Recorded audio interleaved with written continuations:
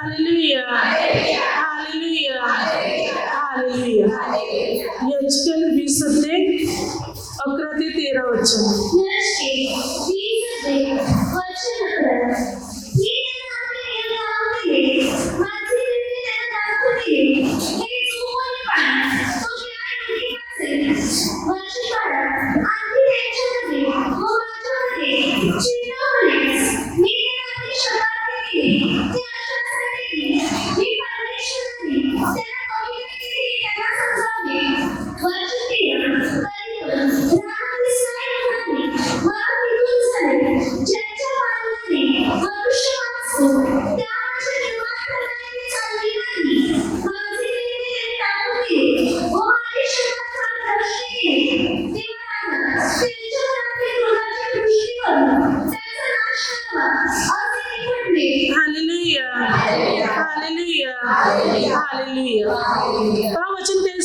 परमेश्वर पिता म्हणतो, जे माझे नियम पाळल्याने मनुष्य वाचतो, ते माझे नियम मी या लोकांना दिले, माझे शपथ मी यांना दिले अशासाठी की ते वाचले जावे म्हणून. परंतु त्याने माझे नियम मोडिले, त्याने माझे शपथ भ्रष्ट केले, ते माझ्या निर्णयाप्रमाणे चालले नाही म्हणून त्यांचा नाश करावा म्हणून माझा क्रोध त्यांच्यावर भडकला, माझा क्रोध त्यांच्यावर पेटला. कारण ज्या नियम पाळल्याने मनुष्य वाचतो तेच नियम त्याने मोडिले. मग तो वाचणार कसा, तर मरणार, तो नाश पावला. पण या ठिकाणी प्रभू काय म्हणते की तुम्ही माझे नियम, माझे निर्णय पाळल्याने वाचणार, तुम्ही ना बुडणार, ना मरणार, ना नाश पावणार, तर वाचणार, तुम्ही तरले जाणार, तुम्ही वाचले जाणार. प्रत्येक मनुष्य स्वतःला वाचविण्याचा प्रयत्न करतो. समजतो एखाद्या पाण्यामध्ये सापडलेले, बुडण्याच्या बेतास आलेले, तर तू झटपट करेल स्वतःला वाचवण्यासाठी, तो आरडाओरडा करेल, तो हाक मारेल की मला वाचवा म्हणून. प्रत्येक मनुष्य स्वतःचा बचाव करण्यासाठी व स्वतःला वाचविण्यासाठी तो प्रयत्न करत असतो. जेव्हा तो एखाद्या मोठ्या संकटात सापडतो तेव्हाही तो ओरडतो, मला वाचवा. अगदी एखादा व्यक्ती एखाद्या मात्र वाईट व्यक्तीच्या हातात सापडला, काही गुंडे लोकांच्या हाती सापडला, आता मदत करण्यासाठी कोणी नाही, तर तू ओरडणार की मला वाचवा म्हणून. अगदी मात्र ज्या माणसाच्या जीवनात संकटे येऊन ठेपतात, अरिष्ट येतात, समस्या येतात, त्याला कळते आता मला वाचवणारा कोणी नाही, किंवा आता मी बुडणार आहे, किंवा आता माझा नाश होणार आहे, त्यात ओरडतो मला वाचवा, माझा बचाव करा. तो परमेश्वराला आवाज देतो की प्रभू मला वाचव, माझा बचाव कर. जेव्हा संकट गळ्याशी येऊन ठेपते तेव्हा मनुष्य ओरडायला सुरुवात करतो की प्रभू मला वाचव. प्रभू काय म्हणतो, तुम्ही वाचणार कसे पण? तुम्ही काय केलेले वाचणार आहात? माझे नियम पाळल्याने. तुमचा बचाव कसा होणार आहे जर तुम्ही माझे नियम पाळतील तर? प्रभू तू जे माझे नियम पाळल्याने मनुष्य वाचतो तेच नियम मनुष्याच मोडवते. माझ्या शब्दात त्याने भ्रष्ट केलेले, माझे निर्णय त्याने टाकून दिलेले, मग तो वाचणार कसा? तो मरणार, तो नाश पावणार. प्रभू म्हणतो तुम्ही माझे नियम पाळतील तर तुम्ही वाचतील, नाही नियम पाळले तर तुम्ही मरतील, तुम्ही नाश पावतील. माणसाचा बचाव, माणसाचे वाचणे परमेश्वराकडे, पण ते कसं? जेव्हा तो मनुष्य देवाचे नियम पाळेल तेव्हाच परमेश्वर त्याला वाचवेल. आपण देवाच्या निर्णयाप्रमाणे चालतील, नियमाप्रमाणे जीवन जगतील, प्रभूच्या वचनाप्रमाणे चालतील तर आपला बचाव होणार. आपण वाचविण्यात येतील हर एक संकटातून, दुःखातून, शत्रूच्या तावडीतून, मात्र आपण वाचतील जर आपण देवाचे नियम पाळतील तर. आमोस 5:4-6 वचनात बायबल सांगते तुम्ही वाचावे. वचन काय सांगते? प्रभू काय म्हणत आहे पाहत येते, तुम्ही वाचावे म्हणून मला शरण या. तुम्ही मला शरण येतील तर तुम्ही वाचतील, नाही मला शरण आले तर तुम्ही वाचणार नाही. माझ्याकडे वला म्हणजे तुम्ही वाच वाचतील. तुम्ही मला शरण या म्हणजे तुम्ही वाचतील 6 वचनात. नाहीतर अग्नी निघून तुम्हाला भस्म करेल, तुम्हाला नष्ट करेल, तुम्हाला जाळून टाकेल. प्रभू तुम्हाला शरण आले तरच तुम्ही वाचतील, नाही शरण आले तुम्ही नष्ट होतील, तुम्ही भस्म होतील. जो प्रभूकडे वळेल तोच वाचेल, जो प्रभूकडे वळणार नाही, बायबल सांगते तो वाचणार नाही. आमोस 5 अध्याय वचन काय सांगते पहा 14-15. तुम्ही वाचावे म्हणून बऱ्याच्या मागे लागा, वाईटाच्या मागे लागू नका. म्हणजे तुम्ही म्हणता त्याप्रमाणे परमेश्वर सेनाधीश देव तुम्हा बरोबर असेल. वाईटाचा द्वेष करा, बऱ्याची आवड धरा, वेशीत न्याय स्थापित करा. परमेश्वर सेनाधीश देव योसेफाच्या अवशेषावर कदाचित दया करेल. प्रभू काय म्हणतो? तुम्ही वाचावे म्हणून बऱ्याच्या चांगल्याच्या मागे लागा, वाईटाच्या मागे लागू नका. तुम्हाला वाटते आमचा बचाव व्हावा, आम्ही वाचविण्यात यावी या संकटातून, दुःखातून, आजारातून, मृत्यूतून, समस्यातून, तर बायबल सांगते बऱ्याच्या मागे लागा. चांगलं करायला सुरुवात करा, सत्कृत्य करायला सुरुवात करा, खरे बोलायला सुरुवात करा, न्यायाने धर्माने चालायला सुरुवात करा. म्हणजे प्रभू म्हणतो तुम्ही वाचतील, तुमचा नाश होणार नाही, तुमचा बचाव होईल, तुम्ही नष्ट होणार नाही. आपल्याला वाटते मी वाचावे, तर प्रभू म्हणतो माझ्या मागे लागा तरच तुम्ही वाचतील. चांगलं करायला सुरुवात करा, धार्मिकतेने जीवन जगायला सुरुवात करा, मग तुम्ही वाचविण्यात येतील. प्रभूची इच्छाच आहे की आपल्या प्रत्येकांचा बचाव व्हावा, आलेल्या सर्व संकटातून आपण वाचविण्यात यावे. म्हणून प्रभू म्हणतो धार्मिकतेस अनुसरून जीवन जगा. आता उत्पत्ती या पुस्तकामध्ये 19 अध्याय ज्या परमेश्वर पित्याचे 2 दूत सदोम आणि गमोरा प्रदेशाचा नाश करण्यासाठी आले, तेव्हा लोटाने या दूतांना, त्याला माहित नाही की देवाचे दूत आहे, अगदी लांबून आलेली माणसं आहेत, पुरुष आहेत, म्हणून लोटाने त्यांचं आपल्या घरात स्वागत केलं, त्यांच्या खाण्यापिण्याची व्यवस्था केली, पाहुणचार केला. कारण त्या ठिकाणी सदोम आणि गमोरा प्रदेशातले लोक पापी अधर्मी जीवन जगत होते. इतकं पाप की त्या पापाची ओरड देवापर्यंत सुद्धा जाऊन पोचली होती. पण लोट मात्र धार्मिक जीवन जगत होता, लोट मात्र परमेश्वराचे नियम पाळत होता. त्याने देवाच्या दूतांचं स्वागत केलं होतं. पुढे सदोम आणि गमोरा प्रदेशाचा नाश करतेवेळी देवदूताने लोटाला म्हटले की तू आणि तुझं जे काही आहे त्या सर्वांना इथून बाहेर काढ, कारण आम्ही या सदोम आणि गमोरा प्रदेशाचा नाश करण्यासाठी आम्ही आलेले आहोत. तेव्हा लोटाच्या मुलीचं त्यावेळी लग्न झालं होतं. त्याने आपल्या जावईला म्हटलं, पण त्याच्या जावईला मात्र गंमत वाटली. जावई यायला तयार नाही, म्हणून लोट आपली बायको आणि आपल्या 2 मुलींना घेऊन निघाला. परंतु देवदूत म्हणत आहे घाई कर.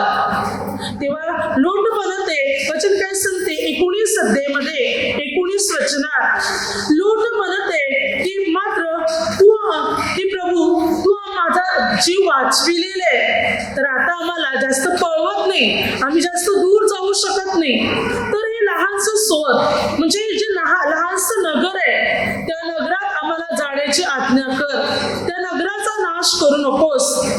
पुढे मात्र देवदूताने ते पण त्याच्या सांगण्याप्रमाणे केलं. अशा प्रकारे लोटाच्या कुटुंबाचा देवाने बचाव केला. देवदूताने म्हटलं मागे वळून पाहू नकोस. लोटाच्या बायकोने मागे वळून पाहिलं म्हणून ती मिठाचा खांब बनली. पण देवाने लोटाच्या मुलीला वाचवलं. 29 वचन सांगते देवाने अब्रामाची आठवण केली आणि लोट ज्या ठिकाणी राहत होता तिथे देवाने लोटाला वाचवले. बघा, देवाने सदोम आणि गमोरा प्रदेशाचा नाश केला. सदोम आणि गमोरा प्रदेशावर गंधक, अग्नी यांचा वर्षाव केला आणि सदोम आणि गमोरा प्रदेश भस्म करून टाकले. पण लोटाच्या मुलीला देवाने वाचवलं, त्यांचा बचाव केला, त्यांचा नाश केला नाही, त्यांना मारून टाकले नाही, कारण लोट धार्मिक जीवन जगत होता. देव कोणाला वाचवणार. जे देवाचे नियम पाळतात, धार्मिकतेस अनुसरून जीवन जगतात, देव त्यांना वाचवणार. परंतु जे पापात, अधर्मात, वाईटात, नाशात चालतात, देव त्यांचा नाश करणार. बायबल सांगते तुम्ही वाचावे म्हणून बऱ्याच्या मागे लागा. तुम्ही कधी वाचतील, कसे वाचतील? जर तुम्ही बऱ्याचे अनुकरण करतील, चांगल्याचे अनुकरण करतील, चांगली सत्कृत्य तुम्ही करतील. प्रभू येशू म्हणतो, परमेश्वर पिता म्हणते, तुम्ही माझ्या आज्ञा पाळतील, माझ्या योजनेप्रमाणे चालतील, तर प्रभू म्हणतो तुम्ही वाचतील.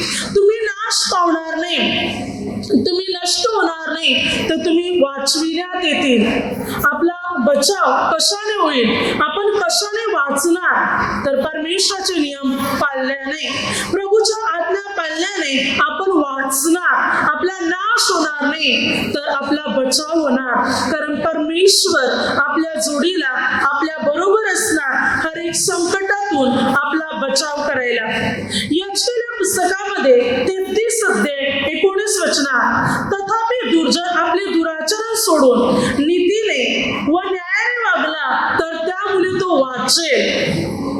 एक पापी मनुष्य सुद्धा जर तो पाप कर्म सोडून देते, वाईट काम सोडून देते आणि मात्र नीतीने, न्यायाने वागायला सुरुवात करत आहे, तर बायबल सांगते त्याच्या धार्मिकतेमुळे तो वाचेल. तो कसा वाचेल?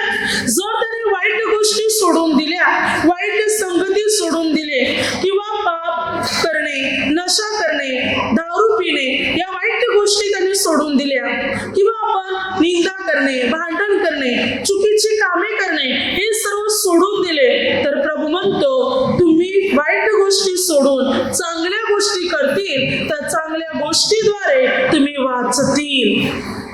तुम्ही नीतीने आणि न्यायाने चालतील, तर त्याच्या योगी तुम्ही वाचतील. तुमची धार्मिकता तुमचा बचाव करेल. म्हणजे वाईट सोडून चांगलं करणं, तर आपण आपल्या जीवाचा बचाव करणार, आपण आपला जीव वाचविणार. म्हणजे आपण स्वतः आपला जीव वाचू शकतो जर धार्मिक जीवन जगले तर. प्रभू त्याच्या धार्मिकतेमुळे त्याला वाचवेल, त्याच्या चांगल्या कृत्यामुळे प्रभू त्याचा बचाव करेल. आणि आलेल्या सर्व संकटातून मात्र प्रभू त्याला मुक्त करेल, त्याची धार्मिकता त्याला वाचवेल. पण यशकेल्या पुस्तकामध्ये 14 अध्याय 12 ते 23 वचनात तिथे नोहा, दानियल आणि योग काय सांगते पहा वचन. आपण नोहाच्या वेळी पाहिलं की उत्पत्ती या पुस्तकामध्ये 7 अध्यायामध्ये वचन सांगते, जेव्हा देवाने जलप्रलय केला तेव्हा देवाने नोहाचे कुटुंब वाचवले आणि तारवात जे कोणी होते, म्हणजे नोहाने प्राणी, पक्षी, जीवजंतू जे त्या तारवात नेले होते, त्यांच्या जोड्या, ते जे तारवात होते ते सारे वाचले. नोहाचं कुटुंब वाचलं. पण बाकी जे भूतलाल पृथ्वीवर होते, मनुष्यापासून, प्राण्या पक्षापासून सर्व नष्ट झाले, मृत्यू पावले. नोहाचं कुटुंब, तारवात असलेले हेच मात्र वाचले, बाकी सर्व बुडाले, सर्व मृत्यू पावले. परंतु आता इथे काय सांगत आहे पहा, यशकेल्या पुस्तकामध्ये 14 अध्याय 12 ते 23 प्रभू म्हणते नोहा, दानियल आणि योग ही तिघे असले तर त्यांच्या तिघांच्या चांगल्या कर्मामुळे ते वाचतील. मग त्यांचे वचन काय सांगते, ते माझे नियम पाळतील, तर ते आपल्या धार्मिकतेमुळे ते मात्र आपला जीव बचावतील. ते आपल्या पुत्रांचा, आपल्या कन्यांचा, कोणाचा बचाव करू शकणार नाही. फक्त त्यांची धार्मिकता त्यांना वाचवेल. आता इकडे वचन सांगते, जो धार्मिक जीवन जगेल तो वाचेल. मी धार्मिक जीवन जगत आहे, मी वाचेल. पण मी वाईट करत आहे, मी नष्ट होईल. मी धार्मिक जीवन जगत आहे, मी वाचेल. माझ्या मुली वाईट करत आहे, ते नष्ट होतील. मी वाईट करत आहे, ते नष्ट होईल. माझ्या मुली चांगले कृत्य करत आहे, तर त्या वाचतील. इथे वचन काय सांगते, नोहा, दानियल आणि योग ते आपल्या धार्मिकतेमुळे आपला प्राण बचावतील, ते स्वतः वाचतील, पण त्यांचे पुत्र त्यांच्या कन्या धार्मिकता अनुसरणार नाही तर ते नष्ट होतील. अगदी नोहाला सुद्धा, दानियेलला किंवा योबालाही आपल्या पुत्र कन्यांचा बचाव करता येणार नाही. जो धार्मिकता अनुसरेल तोच वाचेल, जो धार्मिकतेचे अनुसरण करणार नाही तो नाश पावेल. आता आपण आपल्या स्वतःला कसं वाचू शकणार? धार्मिकतेमुळे, देवाचे नियम पाळल्याने, देवाचे वचने पाळल्याने आपण आपला बचाव करू शकणार, नाहीतर नाश पावणार. वचन पाळत नाही, देवाच्या नियमाप्रमाणे चालत नाही, आपण नाही वाचणार. नोहाचं कुटुंब वाचलं, कारण नोहाचं परिवार, नोहाची बायको, त्याची मुलगी, त्या मुलांच्या बायका, ते सुद्धा देवाचे नियम पाळत होते, म्हणून नोहाचं पूर्ण कुटुंब वाचलं. नोहाचे भाऊ वाचले नाहीत, नोहाच्या बहिणी वाचल्या नाहीत, नोहाच्या भावाची मुलं, बहिणीची मुलं, नोहाच्या घरातली व्यक्ती कोणच वाचले नाही. फक्त नोहाची बायको, मुलगी आणि सुना वाचल्या, बाकी कोण नाही वाचलं. कारण ते धार्मिकता अनुसरत नव्हते, म्हणून मात्र जलप्रलयामध्ये ते नष्ट झाले. पण जे धार्मिकता अनुसरत होते तेच मात्र वाचले गेले. बायबल या ठिकाणी काय सांगत आहे? तुम्ही आपला जीव धार्मिकतेमुळे वाचविणार. तर काय, धार्मिकतेमुळे तुम्ही आपला तेवढा जीव वाचविणार. चांगल्या सत्कृत्यामुळे, देवाचे नियम पाळल्यामुळे आपण आपल्याला वाचवू शकणार. नाहीतर किती ओरडा, परमेश्वराला आवाज द्या, परमेश्वर आपला बचाव करणार नाही. योग 36:6 तो अधर्मास वाचवीत नाही, तो दिनाचा न्याय करतो. काय सांगते? तो पापी जनांना वाचवीत नाही, तो दिनाला वाचवितो, दिनाचा न्याय करतो. पापात जीवन जगतात, वाईट जीवन जगतात, तर देव कसं आपला बचाव करील? कसं देव आपल्याला वाचवेल? मुलीच वाचवणार नाही. आपण देवाचे नियम पाळत आहोत, देवाच्या आज्ञा पाळत आहोत, तर बायबल सांगते तरच देव आपल्याला वाचवणार, तरच देव त्या संकटातून, त्या अरिष्टातून आपल्याला बाहेर काढणार. आपली धार्मिकता आपला बचाव करणार आहे, आपली सत्कृत्य आपल्याला वाचविणार आहे, मोठमोठ्या संकटातून आपल्याला बाहेर काढणार आहे धार्मिकता. म्हणून देवाचे नियम पाळल्याने आपण वाचणार आहोत. बायबल सांगते जर देवाचे नियम पाळले तर आपण वाचतील, नाही नियम पाळले तर आपण नाश होतील. पुढे म्हणजे संत योहान 4:46 ते 53 वचनात अंमलदार, राजाचा एक राजाचा अंमलदार होता. तो प्रभू येशूकडे आला आणि प्रभू येशूकडे म्हणत आहे की माझा मुलगा आजारी पडलेले, मरणास टाकलेले, तर तुम्ही येऊन त्याला बरं करा. प्रभू येशू म्हटलं जा, तुमचा मुलगा वाचला आहे. 50 वचन काय सांगते? प्रभू येशूने काय म्हटलं? जा, तुमचा मुलगा वाचला आहे. या वचनावर, या शब्दावर विश्वास ठेवून अंमलदार निघाला. तो खाली गेल्यानंतर वाटेतच त्याच्या घरचे दास त्याला भेटले. 51 वचन. तेव्हा त्याचे दास त्याला म्हणतात तुमचा मुलगा वाचला आहे. 50 वचनात प्रभूने काय म्हटलं? जा, तुमचा मुलगा वाचला आहे. 51 वचनात मात्र या अंमलदाराच्या घरचे दास त्याला म्हणत आहे तुमचा मुलगा वाचला आहे. तेव्हा अंमलदाराने आपल्या दासाला म्हटलं कोणत्या वेळी त्याला उतार पडला? तेव्हा त्याने म्हटलं काल 7व्या ताशी त्याचा ताप गेला. काल 7व्या ताशी म्हणजे काल दुपारी 1 वाजता त्याचा ताप गेला, तो बरा झाला. आता अंमलदार जेव्हा प्रभूने सांगितलं तेव्हा तो निघाला.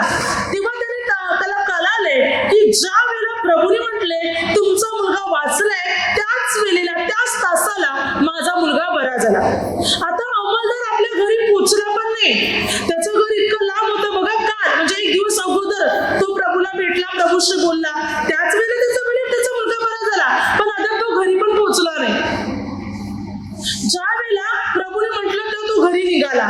आता ज्या वेळेला प्रभूने म्हटलं तर मुलगा बरा झाला, म्हणून दास पण त्यावेळी निघाले या अंमलदाराकडे यायला. मग जर या दासाने 1 दिवस लागला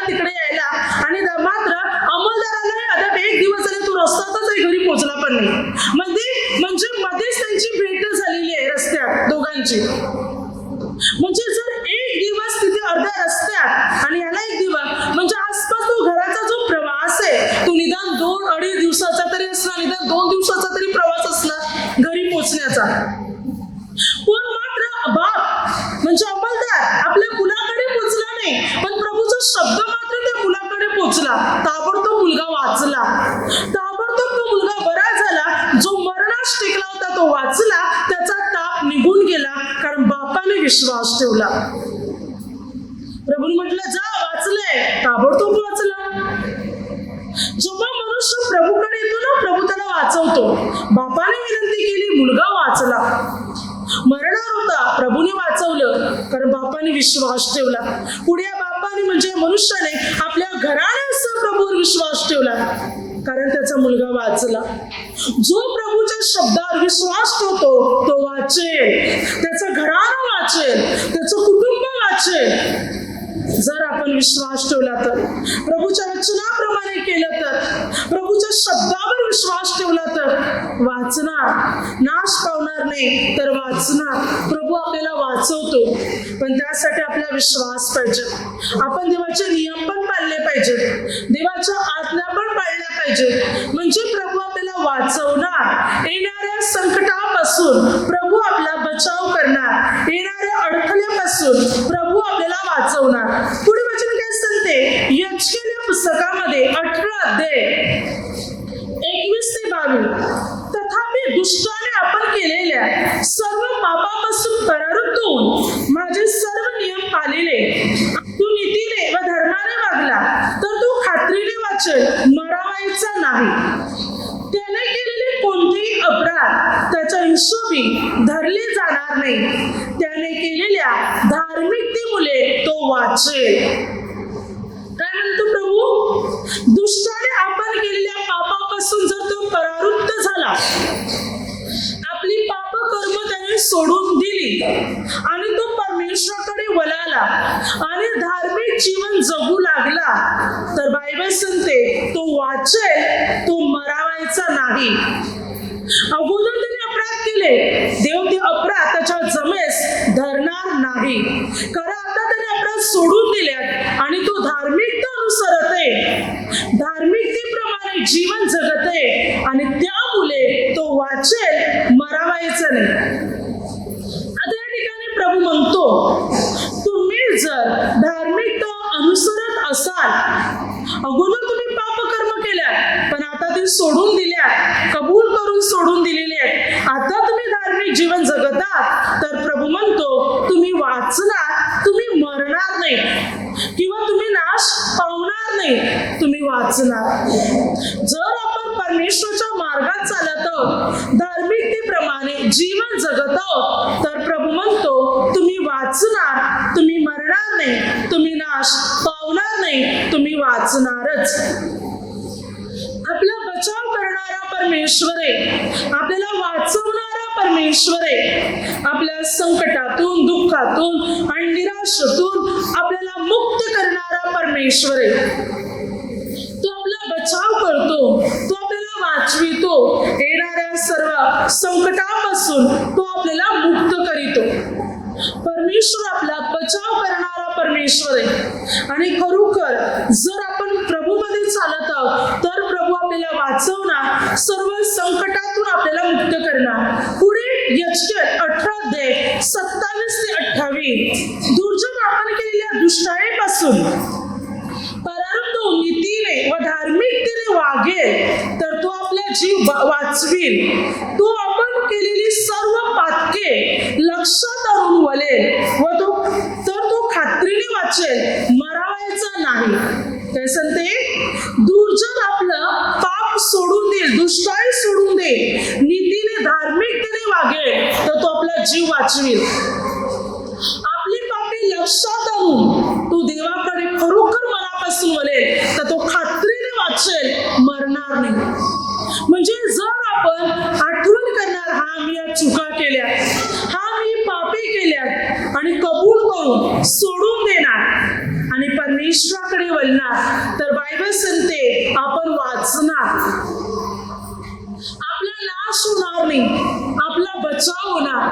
पण या पुस्तकात 4 अध्याय देवाने निर्णय घेतला होता निनवे शहराचा नाश करण्याचा, त्यांना नष्ट करण्याचा, निनवे धुलीस मिळविण्याचा. पण देवाने योनाला तिथे पाठवले. सुरुवातीला योना गेला नाही, पण देवाने त्याला शिक्षा केली म्हणून योना निनवे शहरात गेला. निनवे शहरात जाऊन वाचेची घोषणा केली. म्हणून निनवे शहरातल्या प्रत्येक मनुष्याने, राजाने पण, अगदी गुरढोराने सुद्धा सर्वांनी गोंताट नेसलं, सर्वांनी पश्चाताप केला, अन्न पाणी सेवन न करता ज्या निनवे शहराचा नाश करण्याचा देवाने म्हटलं होतं त्या निनवे शहराला देवाने वाचवलं.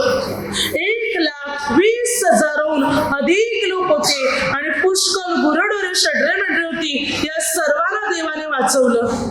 देवाने त्यांचा नाश केला नाही का? कारण देवाने पाहिलं की ते आपल्या पाप सोडून माझ्याकडे वळालेले आहेत. हे जेव्हा परमेश्वराने पाहिलं तेव्हा परमेश्वराने त्यांचा नाश करण्यापासून त्यांना वाचवलं. नाश केला नाही तर उलट त्यांना वाचवलं, त्यांचा बचाव केला. प्रभू म्हणतो तुम्ही आपली दुष्टाई सोडून देणार आणि माझ्याकडे वळणार तर मी नक्की तुम्हाला वाचवणार. तुम्ही माझा धावा कराल तर मी तुम्हाला वाचवणार. तुम्ही माझ्याकडे वळाल तर मी तुम्हाला वाचवणार. पहा मत्ती 8:23-27 वचनापर्यंत प्रभू येशू आपल्या शिष्यांसह तारवात बसून जात होते समुद्रातून. प्रभू तर तारवात झोपले होते. त्या मोठे वादळ सुटले आणि त्या वादळामुळे मात्र तारू त्या पाण्यामध्ये समुद्राच्या लाटेवर हैराण झाले. अगदी मात्र शिष्य इतके घाबरले की प्रभूला म्हणते, प्रभूजी उठा, आम्ही बुडालो.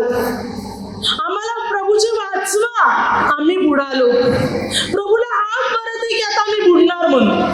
पण प्रभूला काय म्हणतात? प्रभूजी वाचवा, आम्ही बुडालो. त्या प्रभू उठले.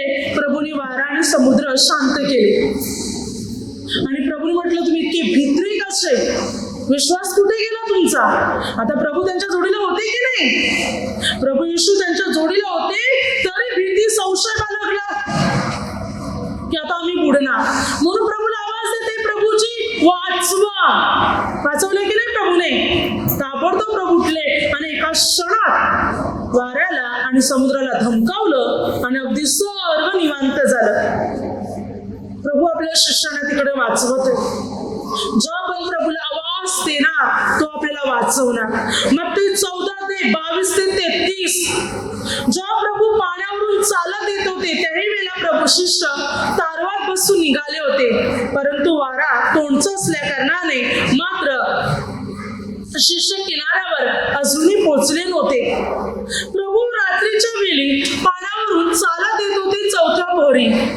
तेव्हा शिष्याला वाटले की भूत आहे म्हणून ते ओरडले. तेव्हा प्रभूने म्हटलं, भिवू नका, मी आहे. तेव्हा पेत्र म्हणत आहे, मग प्रभूजी आपण आहात तर पाण्यावरून मला येण्याची आज्ञा करा. प्रभू येशूने म्हटले, ए पाण्यावरून.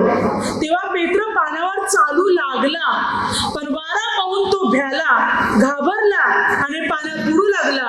30 वचन. त्या पेत्र प्रभूला म्हणते, प्रभूजी वाचवा, मी बुडालो. प्रभूजी वाचवा. तेव्हा प्रभूने आपल्या हात पुढे केला आणि पेत्राला वाचवलं. आणि प्रभूने पेत्राला म्हटले की अरे अल्पविश्वासी, तू संशय का धरलास? विश्वास कुठे गेला तुझा?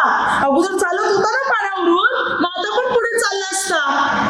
विश्वास नाहीसा झाला, संशय आला, भीती आली आणि म्हणून तो बुडू लागला.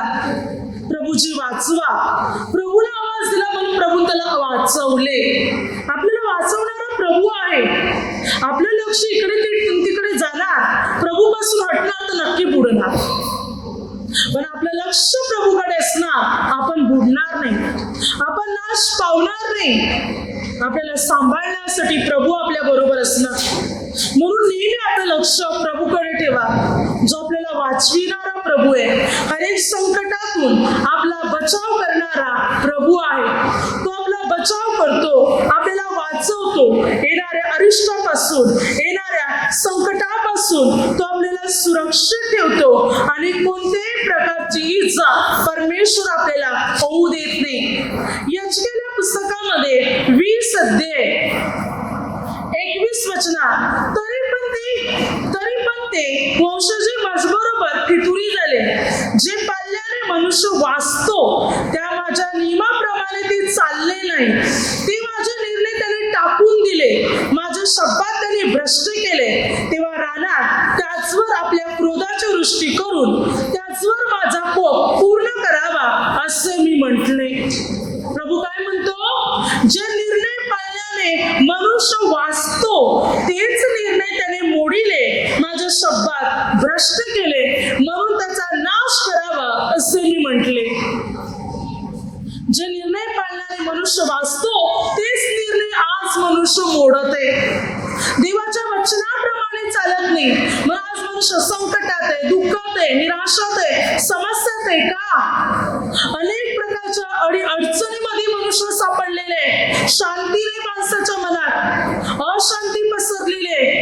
मनुष्य दुःखी आहे, रडत आहे, अश्रू ढालीत आहे. का? कारण मनुष्य देवाचे नियम पाळत नाही. जो देवाचे नियम पाळणार देव त्याला वाचवणार. मग ती संकटे किती मोठी घेऊन येऊन प्रभू त्याला त्याच्यातून वाचवणार, त्याचा बचाव करणार. आलेल्या सर्व संकटापासून प्रभू त्याला सुरक्षित ठेवणार. त्याला कोणती इजा परमेश्वर पोचू देणार नाही.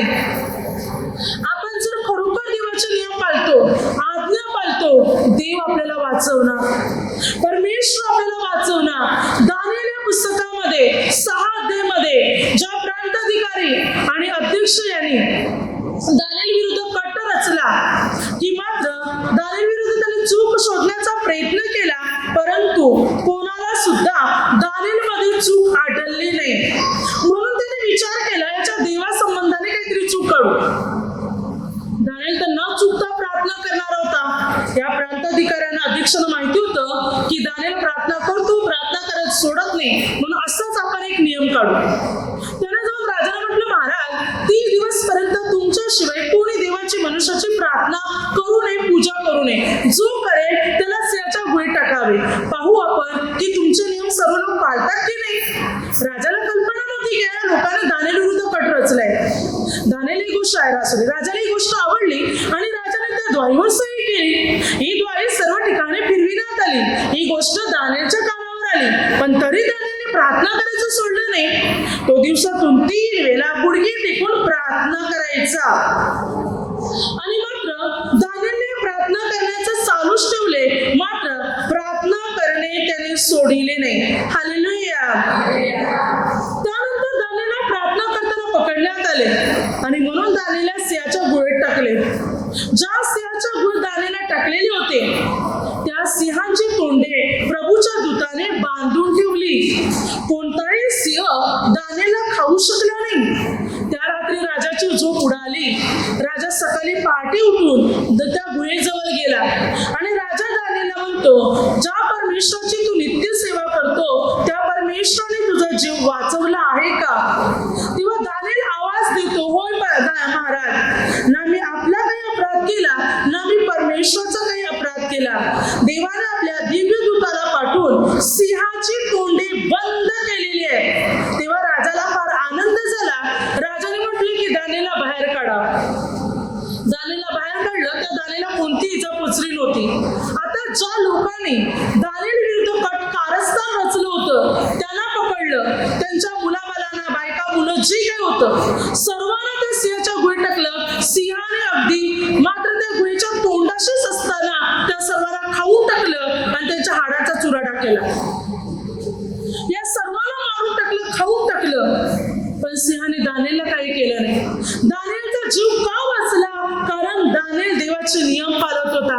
त्याने कोणती चूक केली नव्हती, म्हणून सिंहाच्या गुहेत टाकून सुद्धा दानिएल वाचला. पण ज्या लोकांनी दानिएल विरुद्ध कट रचला होता त्या सर्वांना सिंहाने खाऊन टाकलं. त्यांच्या हाडांचा पण चुराडा केला, त्यांच्या परिवाराला खाऊन टाकलं. बघा, देव कोणाला वाचवतो? जे देवाचे नियम पाळतात, देवाच्या आज्ञा पाळतात, देव त्याला वाचवतो. आपण देवाचे नियम पाळणार. प्रभू म्हणतो तुम्ही वाचणार, तुमचा नाश होणार नाही. एचकेल या पुस्तकामध्ये 18 अध्याय 17 वचनात काय सांगते? दिनाची हानी करण्यापासून आपला हात आवरितो, वाढीदिडी करीत नाही, व्याज घेत नाही, माझे निर्णय पालितो, माझ्या निर्णयाप्रमाणे नियमाप्रमाणे चालतो. तो आपल्या बापाच्या अधर्मामुळे मरावायचं नाही, तो खात्रीने वाचेल. भले त्याच्या बापाने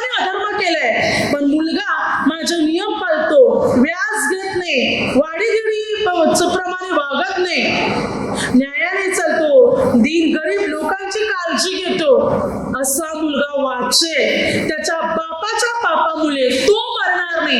त्याने सत्कृत्य केले म्हणून तो वाचेल, त्याचा नाश होणार नाही. बायबल सांगते आपल्या चांगल्या कर्मामुळे आपण वाचतील, नाश पावणार नाही.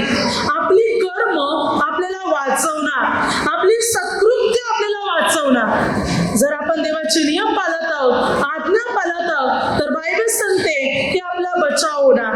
परमेश्वर आपल्याला वाचवणार. येणाऱ्या सर्व संकटापासून परमेश्वर पिता मात्र आपल्याला सुरक्षित ठेवणार. कोणत्याही प्रकारची इजा परमेश्वर पिता आपल्याला होऊ देणार नाही. याचकेल्या पुस्तकात 33 अध्याय 12 वचनात, तरी मानवपुत्रा तू आपल्या बांधवास सांग, धार्मिक पाप पातक करील तर त्याची धार्मिकता त्याला मुक्त करणार नाही, आणि दुर्जन आपल्या पाप मार्गावरून मागे फिरेल तर त्याच्या दुष्टाईमुळे त्याचे पतन होणार नाही. तसे धार्मिक पाप करू लागला तर तो आपल्या धार्मिकतेमुळे वाचणार नाही. धार्मिक मनुष्य प्रभूला ओळखून सुद्धा प्रभूला सोडून जाईल, पुन्हा पाप करत राहील, चुका करत राहील, तर अगोदर केलेली धार्मिकता त्याच्या जमेस धरण्यात येणार नाही. तो वाचणार नाही, तो मरणार. आपल्याला वाटते आम्ही येशूला स्वीकारले, देवाने आमच्या पापांची क्षमा केलेली आहे, आता पण काही केलं तर देव क्षमा करेल. आम्ही पुन्हा वाईट करतो किंवा आम्ही पाप करतो, निंदा करतो, भांडण करतो, नशा करतो, दारू पितो, जगाच्या वाईट मार्गामध्ये सहभागी होतो, वाईट रीतिरिवाजीमध्ये आम्ही सहभागी होतो, काहीच होत नाही. तर बायबल सांगते तुम्ही वाचणार नाही, तुम्ही मरणार. धार्मिकता करून सुद्धा, येशूची ओळख होऊन सुद्धा पुन्हा पापाकडे वळणार तर प्रभू म्हणतो तुम्ही वाचणार नाही, तुम्ही मरणार, तुम्ही नाश पावणार. आपण कशाने वाचणार? देवाचे नियम पाळल्याने आपण वाचले जाणार. प्रभूला शरण आल्याने, प्रभूचे नियम पाळल्याने आपण वाचणार. सर्व संकटापासून आपला बचाव होणार. जर का आपण प्रभूचे नियम पाळणार तरच आपला बचाव होणार. पुढे वचन काय सांगते? स्तोत्रसंहिता या पुस्तकामध्ये 17 अध्याय 7 वचनात वचन सांगते, तुझा आश्रय करणाऱ्यांना त्याच्या विरोधापासून तू आपल्या उजव्या हाताने वाचवितोस, तर तू आता विशेष वात्सल्य दाखव. बायबल सांगते जे परमेश्वर पित्याचा आश्रय घेतात, देवाला शरण येतात, अशा लोकांना देव पिता त्यांच्या विरोधापासून, शत्रूपासून, दुश्मनापासून प्रभू वाचविणार. ज्याने प्रभूला आपला उद्धार करता स्वीकारलेले, प्रभू त्यांना वाचवणार त्यांच्या शत्रूपासून. मग त्यांच्या शत्रूने किती कारस्थाने किंवा रचू दे, किती कट किंवा रचू दे, तरी त्यांच्या शत्रूचं काही चालणार नाही. ज्या माणसाने परमेश्वर पित्याला, प्रभू येशूला आपला आश्रय केलेले, आपला आधार केलेले, पूर्ण प्रभूवर भरोसा ठेवलेले, प्रभू त्याला वाचवणारच. प्रभू त्याला त्या संकटातून मुक्त करणारच. त्याच्या शत्रूच्या इच्छेवर प्रभू त्याला सोडणार नाही, तर शत्रूपासून प्रभू त्याला वाचवेल.